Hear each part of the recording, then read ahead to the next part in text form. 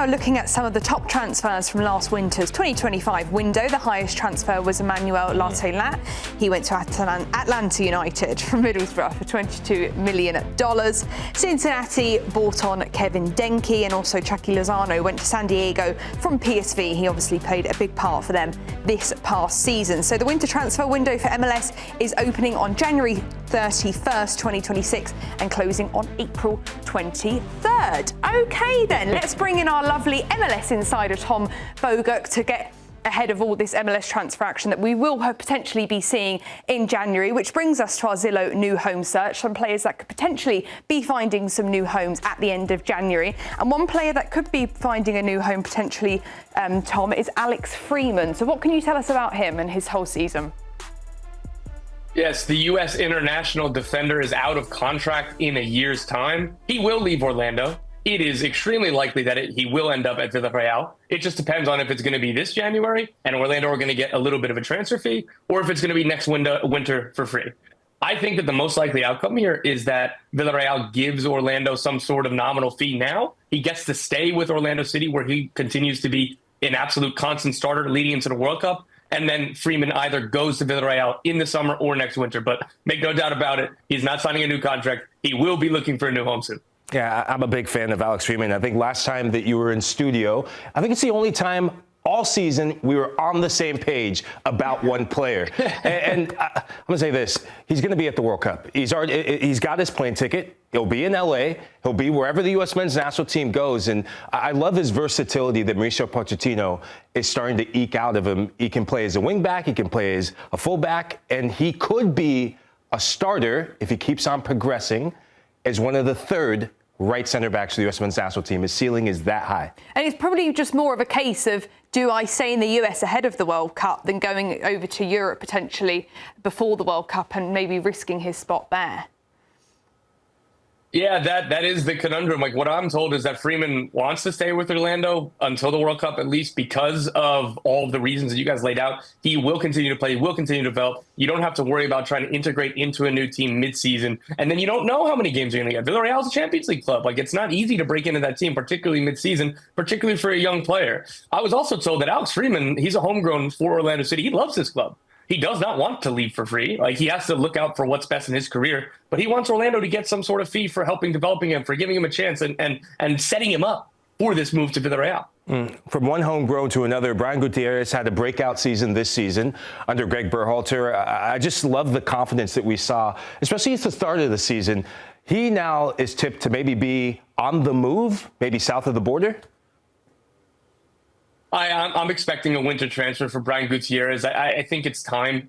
So in this 18 months ago, Chivas had a bid rejected for Brian Gutiérrez. He wasn't ready to kind of consider Liga MX. He wanted to stay in Chicago. Last summer, the Colorado Rapids pushed really hard to sign him. They were in the mix. I don't know if they would have done both, him and Paxton Aronson, but I know that those were two of their very top targets. Paxton was their top target, but he's somebody who has had potential moves on the table that just haven't felt right for him. This winter, it feels right. I believe, particularly with him officially getting his Mexican passport and potentially joining the Mexican national team, or at least the Mexican national team pool, that a move to Liga MX, from what I'm told, is definitely a possibility. I think that that's more likely than Europe at this moment. There's Club America, there's Monterrey. Monterrey made a bid already. There's going to be a lot of money in this Liga MX. Teams have a lot of money. They are very big clubs, particularly when it comes to signing players, young players who are Mexican nationals. Moving on now to another youngster who's 18 years old, Peyton Müller. He had a breakout year with New England Revolution. There's some maybe reports that he could be going over to England in the Premier League. I know in the summer there was some Spurs interest. What can you tell us about that, Tom? Yeah, this is a guy who, because of his pedigree with the youth national team and then breaking into the New England Revolution, he was regularly starting at 16 years old. Wow. The only reason why that there wasn't more traction on Spurs in the summer is because he wasn't 18 yet, and he couldn't move until this winter. This is a player that all the clubs in England know about. That doesn't mean that every club is going to try to sign him, but he's at the level, like, I think of Caleb Wiley when he ultimately left Atlanta United for Chelsea, and then he's been on loan to Strasbourg and Watford. But that was another guy that it was like, hey, just insert any team here. And yeah, they know about him, and it just depends on who's the most serious about wanting him. So I'm expecting Peyton Müller to be something in that region in terms of a big fee, because he's viewed by scouts and clubs in Europe as a big prospect like Caleb Wiley was. It's just easy to kind of compare them in terms of how early they got into the first team and their position and their profile. I want to talk about the Philadelphia Union. Disappointing end to the season, but they win the Supporters' Shield. And I think one of the big reasons why was their solidarity at the back. And I'm thinking of their youngster in Olwethu Makhanya. So what's the latest with him and his prospects about a potential move? I was just glad the Philadelphia Union kept hold of him through the winter, because there were offers in the summer. And if this team hadn't sold Daniel Gazdag and some others during the year, there's a possibility that they would have entertained those offers. The Philadelphia Union are very, very reasonable. They understand the idea of developing and selling players on at the right time.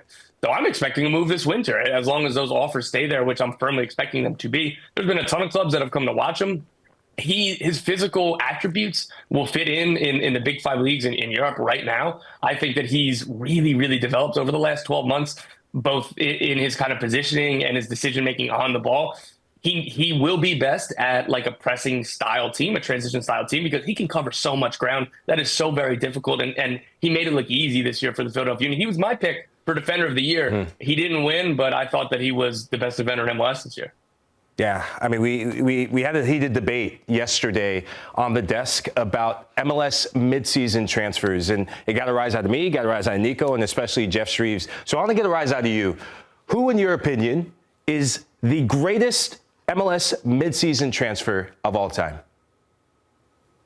Oh, it's Nico Ladero. He comes in 2016 with the Seattle Sounders. They win MLS Cup, and it starts an era of just dominance for a legendary player for that club, a defining player for the league in the 2010s. Nico Ladero comes to mind when you think of a transformative summer signing. Lionel Messi, right? He came in this summer. I feel like I have to say his name, but that's a little boring. We Lionel Messi, no matter what season he comes in, we're going to talk, and we talk about him enough. I'm giving this to my guy, Nico Ladero. It's a joy to watch. I think that they're going to go to Miami and they're going to play their game. This is going to be Miami's stiffest test in the playoffs. With all due respect to Cincy, NYCFC, and Nashville, Vancouver on another level than all three of those teams. And Miami are going to be put under a lot of pressure because Vancouver want the ball. Don't forget, in the spring, Vancouver played Miami in the CONCACAF Champions Cup semifinals. Leg one in Vancouver, they run them off the pitch. Leg two in Miami, everybody's talking about, here comes the comeback, it's Messi's time. No, Vancouver absolutely outplayed them on that day. They're going to try to do that again. Miami is much better than they were then, so this is going to be an excellent final. So very quickly, Tom, I'm going to put you and that lovely, lovely mustache on the hot seat. Who's going to win MLS Cup? I honestly believe Vancouver Whitecaps cap off their fairy tale incredible season. I've been wrong on a lot of playoff predictions, so maybe fade me on this one. And it's really, really hard to go against Lionel Messi in the playoffs, particularly with how well they played over the last 3 games. But for me, man, Vancouver Whitecaps, team of destiny. Thanks for watching this video from Morning Footy. For all news and insights regarding leagues around the world like EFL, Serie A, and all UEFA competitions, both men's and women's, don't forget to sign up for Paramount+.